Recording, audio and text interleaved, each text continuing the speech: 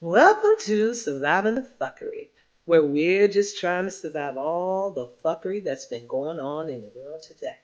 In today's video, we'll be diving into the real meaning of diversity, equity, and inclusion, aka DEI, breaking down what it truly stands for, who benefits from it, and why it has become a major target for Trump. Now, that being said, enjoy.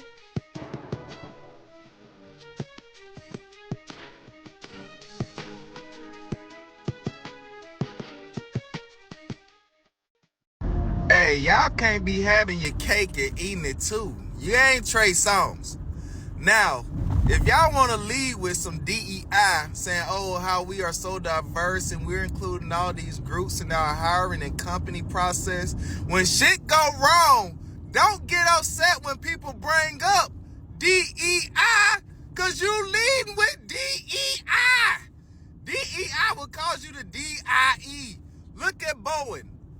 They all fucked up now because they want to prioritize DEI. Got astronauts stuck in space because they want to prioritize DEI. Got airplane doors flying off of airplanes because they want to prioritize DEI. Look at Victoria's Secret. Stockton went down, had to fire their CEO because they want to be DEI and have men in lingerie. Now look at California, on fire. They ain't got enough water in their fire hydrants because they want to prioritize DEI. You can't have it both ways. You can't say, oh, we're so diverse and we're including all these groups of people because we are value DEI. But when DEI turns to shit, why y'all want to break up DEI so bad? You're so racist. You're such a sexist and bigot and monogamous. Why you want to break up? Because you brought it up. That is what you leading with. So if you don't want us to bring up DEI, stop leading with DEI and get the best guy for the job. You dig? So as of 4 p.m. today, I am on administrative leave for 2 weeks, and then I'm out of a job. I am a DEI manager, and because my company holds federal contracts, they gotta let me go. And I just want to say that before, I feel like this is going to be my last post about this, but a lot of people think that we need to go back to merit-based hiring when DEI is actually the merit-based hiring. DEI says that if you have the credentials, if you have the skills, the abilities, the knowledge, we don't care what you look like. We don't care what your race is. We don't care what your sex is. We do not care about your gender identity. We don't care about your sexual orientation.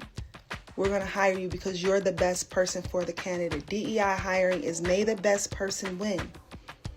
Because when you don't have DEI, you do shit like we seen in 2016 when Trump hired his son, his daughter, his son-in-law, and all of his damn cronies that he's been working with for years. He put them in spaces and places within those offices. Most of them jokers went to jail.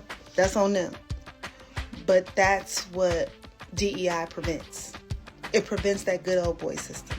It prevents us from hiring unconsciously, being unconsciously biased. That's what DEI prevents. Right now, Trump has a slew of billionaires that's going to be in his cabinet. They're not even... None of them have any experience in these jobs. None of them have the credentials to do the jobs they're doing, but he's able to put them in there. That's what merit means to them. But DEI is actually the merit-based hiring process. My job is not just about bringing in black people, make sure we're getting the right people in, and sometimes the right people, a lot of times the right people is not white. And they're not male. And that's okay. That's okay. We need, no matter what, we got to hire the best fucking people. Then when we hire those people, we got to make sure they're being paid fairly. That not just the white men are getting paid the most money or the white people. We want to make sure everybody's getting paid fairly across the board. When opportunities come up, everybody has an opportunity to be a part of, to grab onto those opportunities. Not just a certain set of group that we like over here, that we're grooming over here, but everybody receives the opportunity. And to make sure that once you come into that job that you're heard and you're seen and the culture changes so that we're not walking around saying things that is inappropriate, that is going to offend someone because they come from this particular group and we don't know the actual words or the language. So I educate people on other people's cultures. I educate people on what's appropriate and what's not. I educate people on the history of this country and the history of indigenous people and black people and people of color in this country, so people are aware of the actual strife that we've had and how far that we've come and how much further we have to go. So not only do I make sure we're diverse, I make sure we're being paid and with the same opportunities are spread across the board, and I ensure that we all understand each other from a cultural perspective. That's what DEI is. DEI is merit-based training, merit-based hiring. DEI is a scam and a mess. I'm sure y'all have been hearing a lot about diversity, equity, and inclusion lately, but there's a lot of misconceptions out there about what it actually is. DEI is often described as a way to boost opportunities for people in historically marginalized groups. It's kind of like affirmative action, but there are some pretty big differences. DEI is heavily influenced by intersectionalism and critical race theory. Its most prominent advocates, such as Ibram X. Kendi and Robin DiAngelo, view people primarily as members of identity groups centered around race or ethnicity or gender, with a moral hierarchy that puts the most oppressed groups at the top and the oppressors at the bottom. In other words, you're either owed something or should lose something based on factors like your skin color. Supporting DEI actually means supporting an ideology which mocks punctuality, logical reasoning, work ethic, and even the nuclear family as whiteness, which places an obsessively high sense of importance on race and gender over competence, and which demands a religious level of ideological conformity. What? President Trump is working on rolling back DEIA efforts throughout the federal government. That's diversity, equity, inclusion, and accessibility, reverting to what he called a merit-based opportunity. Our country is going to be based on merit. In his first 3 days in office, he ordered that all traces of DEIA be erased. That included contracts, offices, websites, social media, and that workers be placed on leave until the administration could figure out who was going to be reassigned or laid off. We are a country that should be based on merit. You know, the harder you work, the better off that you will be. I think that we should be incentivizing that. President Biden started a broad DEIA program, and the people who actually initiated these programs tell us that it was about training for staff and managers. The idea behind the DEIA efforts was to reduce barriers to federal opportunities for all communities. President Biden's effort was very broad. They tell us that these trainings weren't about hiring preference. This is what the largest union representing federal workers had to say about the orders. I think there's this idea that DEI is affirmative action, and DEI is not affirmative action. It's really oriented toward employee engagement. In the order, President Trump says he expects anyone who is practicing DEIA in the offices to be reported by their co-workers, and if they don't, they could face consequences, but they're not clear on exactly what those consequences are. The former head of the Office of Personnel Management under President Biden had this to say about that. Setting up a dynamic where you're essentially pitting one federal employee against another when their job could depend on it is a recipe for disaster in delivery of critical services to the American people. We don't know how many people will be impacted or how long any of this is going to take. Certainly they'll be put on paid leave, and then there will be a technical reduction in force process that usually takes a long time for an agency to carry out. We're going to continue to follow these executive orders and the impact that they're having on our region. Let me try to explain DEI for people who don't understand DEI, who don't like it. So to them, they think that all DEI means is that there's an unqualified woman or unqualified person of color who's given a job or promotion and they don't deserve it. When in actuality, all that says is that instead of doing word of mouth recruitment, instead of just hiring the usual suspects, we're going to look beyond and find qualified, talented people outside the usual suspects. That's all that means. So the people they hire are qualified. It's just kind of like as if you went into a town and you never got the contract because you were new to the town. And then one day they say, you know what, let's let people who aren't new to the town have opportunities. And you finally get your big shot. And you know your quality of work is better than the people who are in the town who always get the bids. And because they decide to look beyond the usual suspects, you get a bid. That's all DI is. It doesn't mean you're not qualified. It just means someone opened up the door to give you an opportunity, a chance. That's all it is. Get it? Got it? Good.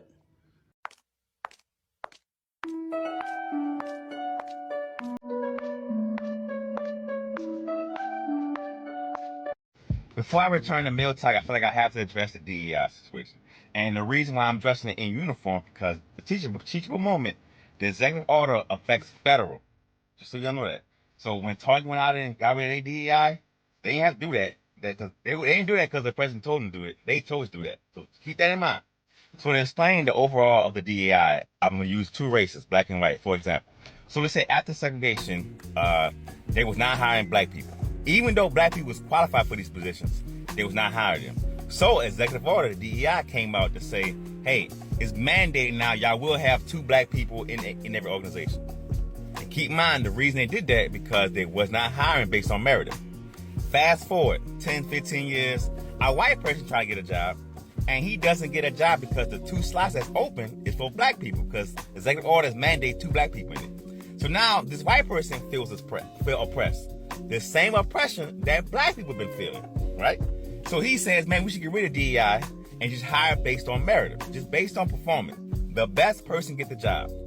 Black people feeling like DEI was incorporated because they wasn't hiring based on merit, right? You get what I'm saying? So when they got rid of DEI, certain white people feel like that's a step further, step up, because now we just hire based on merit. Black people feel like it's a step back because that was incorporated because they was not hiring based on merit. The crazy thing about it is, as weird as that sound, we all want the same thing. The better qualified person should get the position. It's just history has taught us that's not the case. So now you understand that, right? Now, move that aside. I never felt the effects of the DEI. I never felt like I got a job because I was black. To be honest with you, I felt like I had to work twice as hard and be damn near perfect to get a position and to keep a position. That's just how I feel, and that's not how I feel. That's facts. So when they got rid of it, I don't know if to feel like I never benefited from it in the first place, or to feel like it's going to be 10 times worse now that DEI is not involved. That makes sense? So, and I will say this, there's 2 sides to TikTok, and I'm paying attention to people who keep quiet. Yeah, I'm paying attention. Y'all, you ain't saying nothing about this, but hear me out. Everyone that I'll ever be in charge of, you will be treated equal. With or without the DEI. You hear me? With or without that regulation, everyone will get treated equal with me. You're White women, you are the biggest beneficiaries of corporate DEI and affirmative action programs. The reason I am talking about DEI in the first place is because if you haven't seen it, a lot of efforts have been made recently, both by the Trump administration and by private citizens, lobbyists, to curb DEI programs, curb them in the workplace, curb them on university campuses. And I think that this is absolutely ridiculous because, of course, these DEI programs only came about to promote actual equality, not to try and give people a hand up or a leg up that they did not deserve, but to promote equality. And guess who the biggest beneficiaries of these programs have been? White women, which is why I do not understand why I am not seeing more white women up in arms about this. Now, if you don't believe me that white women are the biggest beneficiaries of DEI programs, literally, I invite you to Google. I will help you, though, by showing you an article from Forbes entitled, Who Benefits from Diversity and Inclusion Efforts? Now, this is an article speaking specifically about corporate DEI programs, but if you look up affirmative action on universities, you will find the exact same thing, that white women are the biggest beneficiaries. I will point your attention to this paragraph in particular. While many white women have made gains in American workplaces, the gains for racial and ethnic minority women haven't been as significant. According to another McKinsey study, white women hold nearly 19% of all C-suite positions, while racial and ethnic minority women only hold 4%. Overall, white women have been... Y'all heard about Donald Trump's latest attack on DEI? Yeah. He just revoked a civil rights era executive order signed by President Lyndon B. Johnson in 1965 to prevent discriminatory practices in government contracting. So what Trump did on Tuesday is he revoked Executive Order 11246. That was put into place so that Any contractor who did business with the government and accepted over $10,000 could not, by law, discriminate against potential employees and their workers when it came to their sex, gender, race, or religion. With a stroke of a pen, Donald Trump ripped it apart. Bye-bye to all of those affirmative action protections that were put into place to help and to protect marginalized groups and communities. Why? Because DEI is under attack, and as a result, anybody who is not a white man is under attack. DE&I as itself has been weaponized, and I believe it's dead. I believe that as a program, it's dead, and I'm fine with that. I've said that before. But diversity is the future of this country because demographics are destiny. We are just hours away from the end of all DEI programs in those dedicated departments in the federal government. The Office of Personnel Management is set at 5 p.m. Eastern to meet the deadline for all government agencies to close those offices, and the employees, for at least the time being, will be on paid administrative leave. That follows President Trump's executive orders to bring an end to DEI and to make America merit-based. DEI did not benefit black people en masse. It benefited a couple of token blacks. And I'm sorry, y'all gonna lose your little token benefits. DEI did not benefit black people en masse. Barack Obama is the first president to use the words diversity, equity, and inclusion in his DEI initiative that he signed in August of 2011, mandating that the federal government take steps to diversify, include, and guarantee equity for minorities. But it was all about the rainbow. That law was about immigrants and rainbow gangers. It was not about black people. Yes, you have a few black people who are going to lose some DEI benefits. But we are 42 million. And when we add our African immigrant brothers and sisters in, we're about 45, 48. I'm going to round it up because they always suppress our numbers. I'm going to round it up to 50 million Africans in America. Somebody help me understand how Barack Obama's DEI has benefited black people in these past 16 years. Help me understand. President Donald Trump says he's going back to a merit-based system. Going back to where? When was it ever merit-based in America? And you know where they're starting? With diversity, equity, and inclusion. It is January 22nd, folks, and today, federal DEI offices are closing down. Those employees are being put on paid leave, all saying they're going back to a system of merit. But when exactly was that? Was it before the Civil Rights Act, when you had only essentially white men competing for top jobs at top corporations, African Americans locked out of many educational opportunities, many colleges, many positions, women as well? Was it the 70s or the 80s when white women benefited from affirmative action? So you tell me, when was merit the system in America? Aloha fuckers. You guys do realize that Trump got rid of DEI so that they can go back to the great old MAGA days where they had all white males working everywhere? Think about it. Especially all of you non-white and females that voted for him.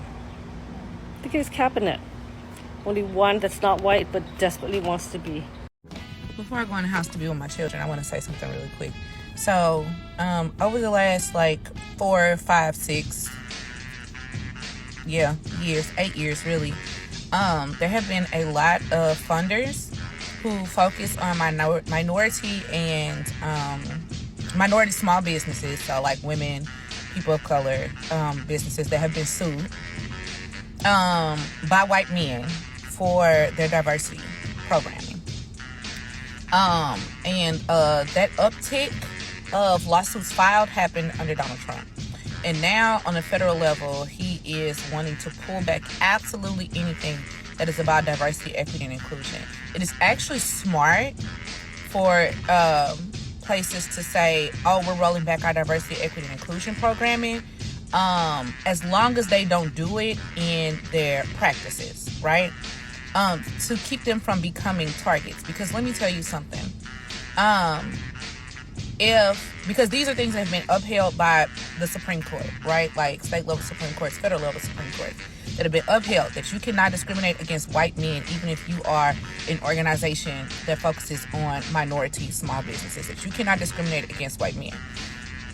Eventually, there will be no opportunities and no money left if organizations continue to put themselves in a position to be sued by white men for diversity, equity, and inclusion. So what we really need to do right now as a people is focus on the practices. Are the practices changing? Like, for example, with Target. Yes, they said they rolled back their diversity, equity, and inclusion programming, but they have their belonging programming, which that's diversity, equity, and inclusion. They have that programming, right? So let's watch what happens with that. Do they still have Black-owned businesses within their stores? Are they still supporting Black-owned businesses in the way that they have over the last 8 years? As of today, yes. Now, if that changes, that's when we need to hit the button. But them just saying we're rolling back diversity, equity, and inclusion ultimately gives us some protection. The shit is nuanced. And this is just some shit I was thinking about on my way here. Also, for the record, I work in policy. I work in legislative, systemic, and institutional policy. So I think about things like that. President Donald Trump ordered all diversity, equity, and inclusion (DEI) staff in the federal government to be placed on paid leave, with plans to eventually lay them off. This move is part of his broader effort to eliminate affirmative action within federal agencies. The announcement follows an executive order Trump signed on his first day back in office, aimed at dismantling diversity and inclusion initiatives. These programs include anti-bias training and even funding for minority farmers and homeowners. A significant development came Tuesday, January 21st, when Trump revoked Executive Order 11246, originally signed by President Lyndon B. Johnson in 1965. This landmark order prohibited discrimination in federal workplaces based on race, color, religion, and national origin. It was later amended to include gender. Johnson's executive order was a cornerstone of civil rights advancements, signed 2 years after Martin Luther King Jr.'s iconic "I Have a Dream" speech. Trump's recent actions mark a stark shift in federal policy.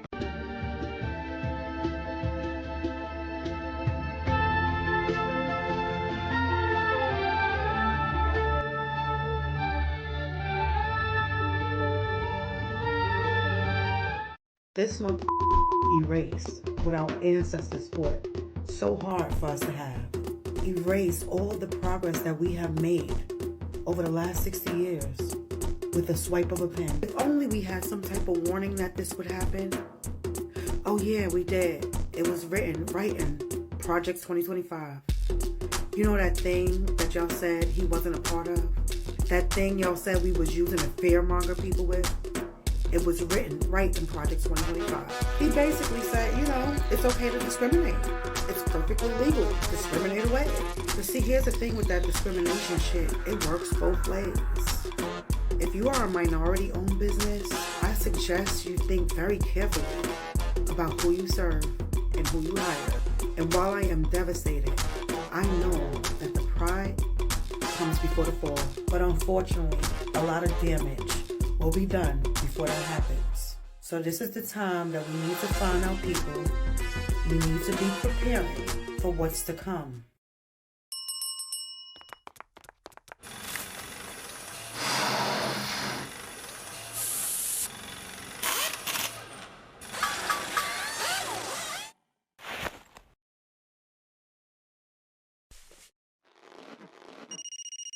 All right, Mr. DeMille, I'm ready for my close-up.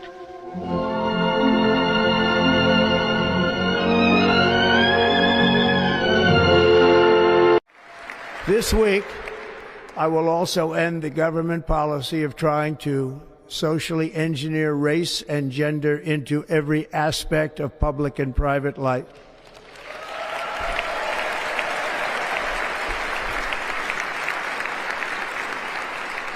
We will forge a society that is colorblind and merit-based.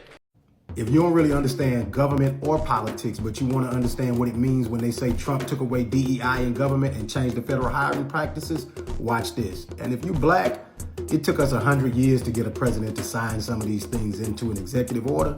Within 48 hours of him being president, he took them away. So he starts off basically trying to say that the federal government gives civil rights protection, so we don't need extra protections. But he says, but the current federal hiring practices are broken, insular, outdated. They no longer focus on merit or skill and dedication to our Constitution. Federal hiring should not be based on impermissible factors such as one's commitment to illegal race-based discrimination under the guise of equity. They're calling equity racism now. In the DEI ending in contracting, he says the medical industry, the large commercial airlines, law enforcement agencies, and institutions of higher education have adopted and are actively using dangerous, demeaning, and immoral race and sex-based preferences under the guise of so-called diversity, equity, and inclusion. They went all the way back to 1965 to take away an executive order by Lyndon Johnson. So I went to look up what was in that executive order. Two things were in there: non-discrimination in government employment, non-discrimination in government contractors and subcontractors. The contractor will not discriminate against an employee or applicant for employment because of race, color, religion, or sexual orientation, gender identity, or national origin. The contractor will take affirmative action to ensure that applicants are employed and that employees are treated during employment without regard of their race, color, religion, sex, sexual orientation, gender identity, or the national origin. Such action shall include, but not be limited to, the following: employment, upgrading, demotion or transfer, recruitment or recruitment advertising, layoff and terminations, pay rates, or other forms of compensation, and selection for training, including apprenticeship. Okay? Now, this is basically two executive orders that take away 100 years of black advocacy with the swipe of his pen. There are people who worked for decades to ensure that black people could have equal protection under the law. We know we got civil rights, but they continue to erode our civil rights. When you've got a court that's got the majority of the people appointed are conservatives, of those conservatives, the majority of them appointed have been appointed by Trump, and they don't believe in certain civil rights protections. The reason we had presidents write these executive orders was to ensure that the people who were administering the job in the government actually did those jobs. Trump is basically saying it's okay to discriminate against people if you think that they are not merit-based in this equation. How do you end up in this situation? If all the people in the room are white males making the decisions about what the merit should be, then how do people from other communities even get into conversation? And me specifically speaking for black men and women. This is a response to black women being the most educated group in America right now, chasing their dreams to get to positions that give them the opportunity to be successful. Black men who have jumped over hurdles that have been set for them and acquiring positions that they deem we are not fit to be in. We should be very concerned, because when you do away with these protections, you basically say we're determining what the merits are. Now, for me, because I understand how these people work, if you are a business owner and you're black, you should be very concerned, because all of the protections that they put in to ensure that we got to be considered, they're removing them. If you're black and you desire to move and work in government, you should be concerned, because all of the things that we have put in as protections to ensure that there was equal protection under the law, or to ensure that the people working within the administration were actually abiding by the rules, Trump said we don't play by those rules anymore.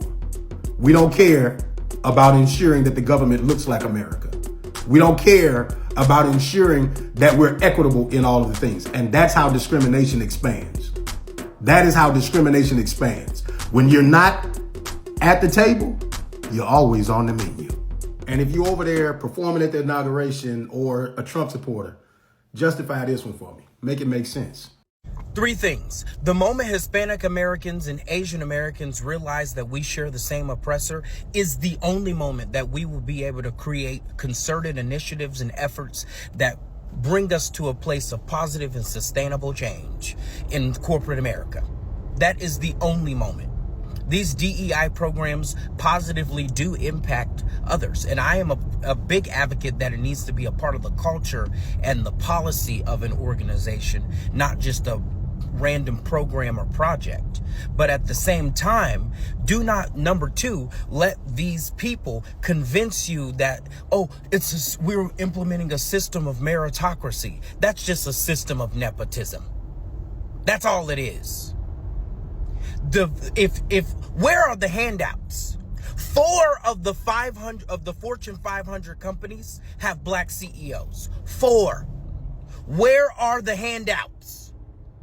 Most corporate executives that are black or more junior level executives, director and above, there are multiple independent studies that show we work 4 times as hard as our white counterparts to earn their respect and to earn those positions.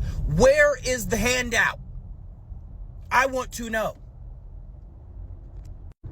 Thirdly and lastly, these are the companies that I know of currently that are not rolling back their DEI efforts. Put in the comments any company you may know that isn't. Target, Costco, Apple, Goldman Sachs, and JP Morgan Chase currently are the ones that I know of that are not rolling back their DEI programs. They need to be respected. I really think they do, because these are boards of directors, people at the highest level of companies who are arguing that this is not the way we want to go.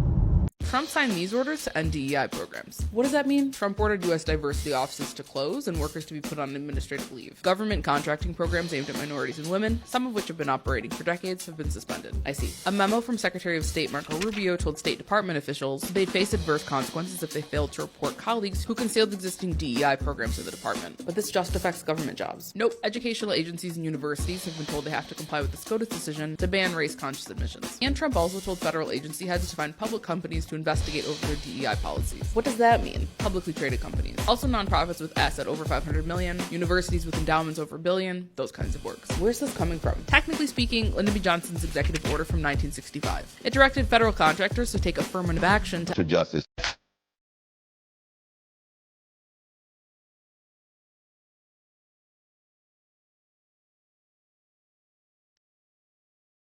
Tia Turner with a Fox 5 News alert this morning. President Trump continuing to make good on several campaign promises with a series of executive orders. The latest is an end to the Biden-era mandates for diversity, equity, and inclusion programs within the federal government. All federal DEI staff have been ordered to be placed on paid administrative leave by 5 o'clock tonight. The Bureau of Alcohol, Tobacco, Firearms, and Explosives, or ATF, is facing accusations of skirting President Donald Trump's recent executive order on diversity, equity, and inclusion initiatives. The Bureau of Alcohol, Tobacco, Firearms, and Explosives, or ATF, is facing accusations of skirting President Donald Trump's recent executive order on diversity. The executive order was signed during Trump's first week back in office, labeling federally funded DEI roles as wasteful. Despite this directive, agencies like the ATF reportedly explore ways to retain these positions using legal loopholes. This brings us to a heated debate. Are DEI initiatives essential for progress in federal agencies, or do they hinder merit-based governance? Welcome back to The Factor Uncensored. Tech businessman Elon Musk is facing scrutiny again. He's being criticized for his views on diversity, equity, and inclusion efforts at United Airlines and Boeing. He retweeted one user's post who said pilots who are graduates of historically black colleges and universities had lower IQs than the rest of the population, meaning white people. My next guests say the original post was totally flawed, and there's no problem with black pilots in the cockpit. Joining us on The Factor Uncensored to talk about this tonight, Oliver Brown, a pilot, an attorney, and a proud product of the HBCU system, along with Todd Smith, who's also a product of the HBCU system. When you guys see people making comments like this and Elon Musk agreeing to it, as a pilot, your thoughts on this, Oliver? Well, first of all, I saw the tweet that he, I guess, liked or commented on, whatever. Those are made up facts and statistics, and that's like common, red herring type bull crap that people use in arguments. But it was offensive that Elon, who is in such a prominent position in the aviation industry, i.e. SpaceX and all the stuff that he's done, for him to even think that that is realistic, it was very disappointing. There's plenty of African American pilots that are more than qualified, and it's disheartening to see a leader in aviation talk like this. And Todd, your perspective, are you shocked that now Elon Musk is agreeing with something like this, or he's showing us who he is? Showing us who he is. I mean, he's the reason why we need DEI. He's against DEI, but think about what that means. Diversity. Who is against diversity? When I think about diversity, I'm not just talking about race and gender. As a businessman, I want people younger than me to tell me what's happening. I want people older than me to tell me what they're interested in. So that only helps you from a business perspective. Equity, equality, inclusion. Who doesn't want to be included? But he's the reason why we need these efforts, because if he was around Black pilots, maybe, or wannabe pilots, maybe he would understand how ignorant his comments are.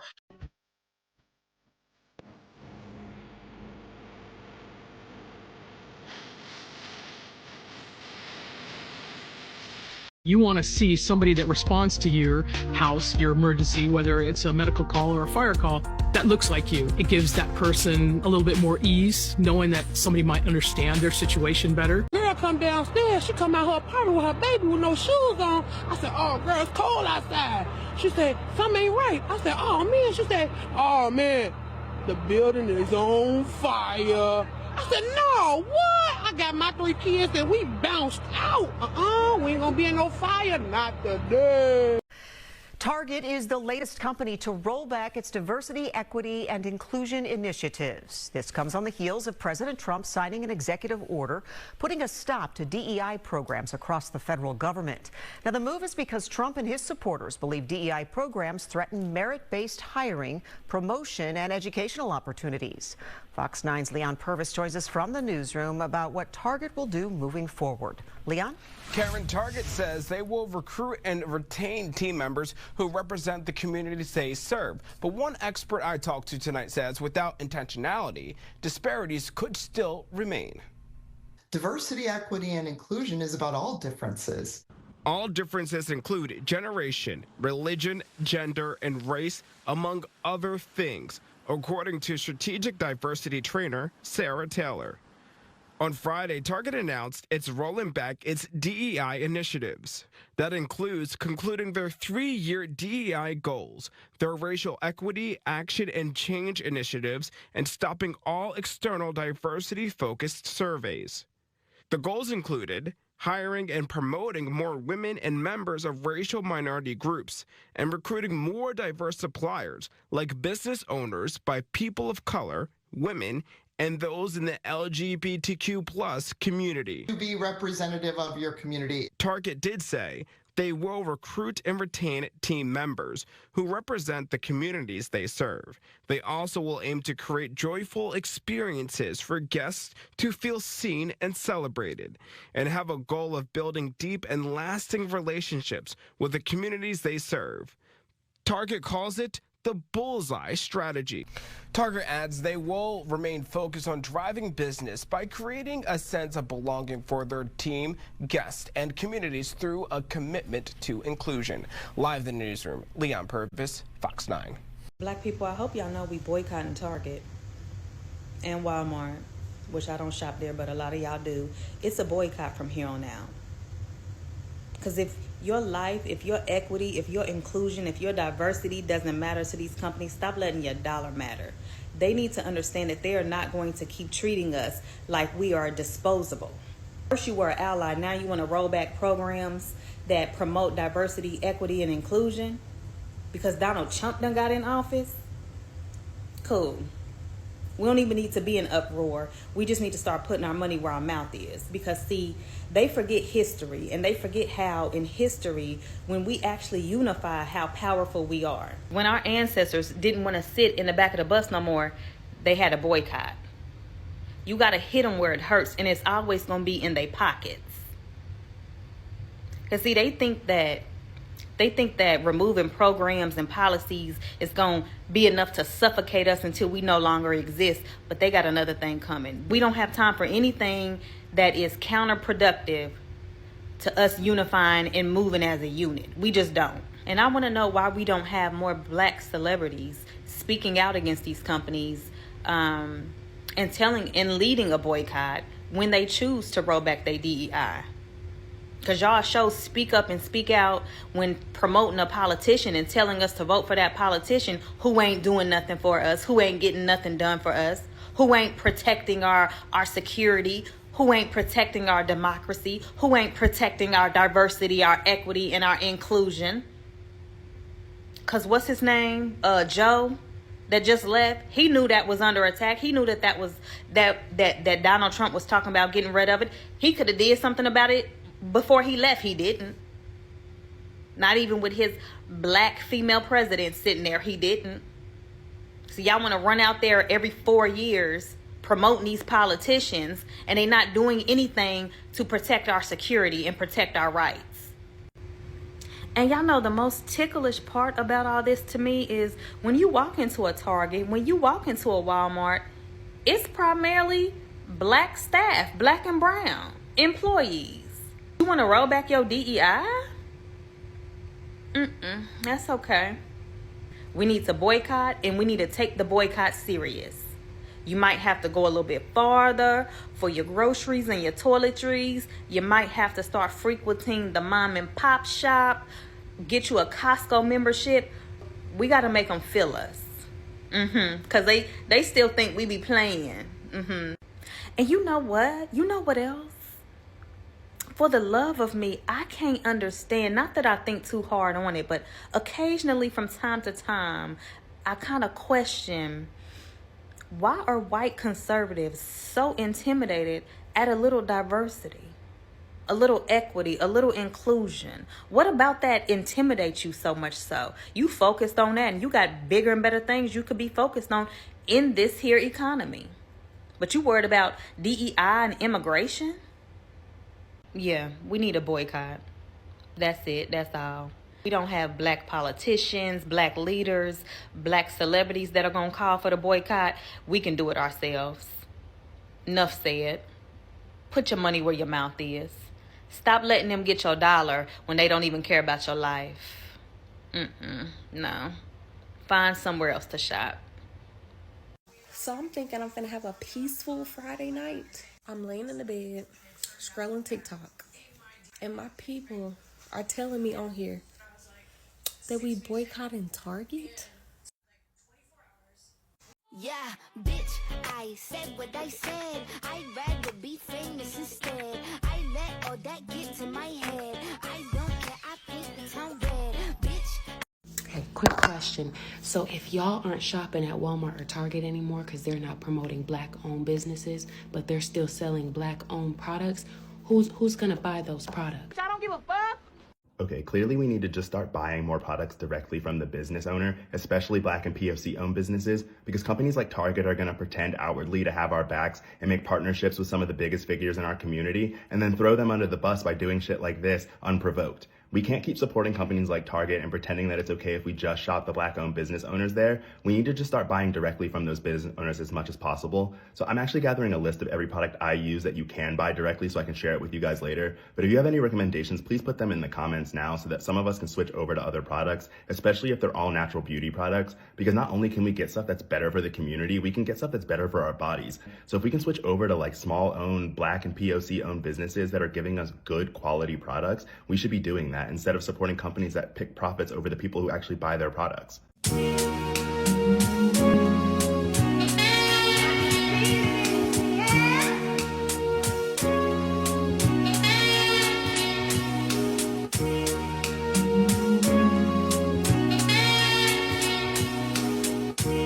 Hey yo, I know we said we weren't going to Walmart, but Target said don't have too much smoke for Walmart because we rolling back our DEI programs as well, along with Meta and McDonald's, just to name a few. In a memo sent to its employees, Target will end its 3-year DEI goals, stop reports to external groups like Human Rights Campaign, Corporate Equality Index, and end its programs focused on carrying more products from Black or minority businesses. In prior years, Target said that the unaliving of George Floyd in the company's hometown of Minneapolis was the motivation behind strengthening its DEI programs. So my question is, if we ain't going to Walmart no more, right, and then we not supporting Target as well, then what stores are we going to?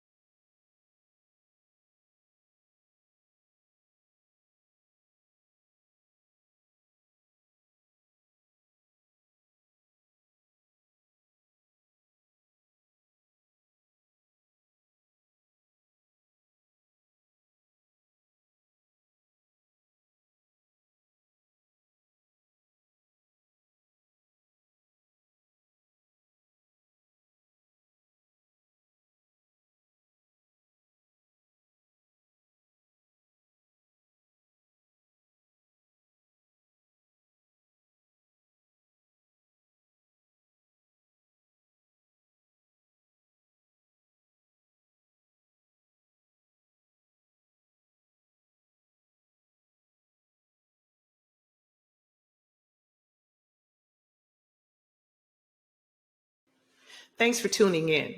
If you found this video entertaining and you received any kind of enjoyment from watching it, please subscribe, share it with others, hit that notification bell, and most importantly, don't forget to smash that like button and leave a comment.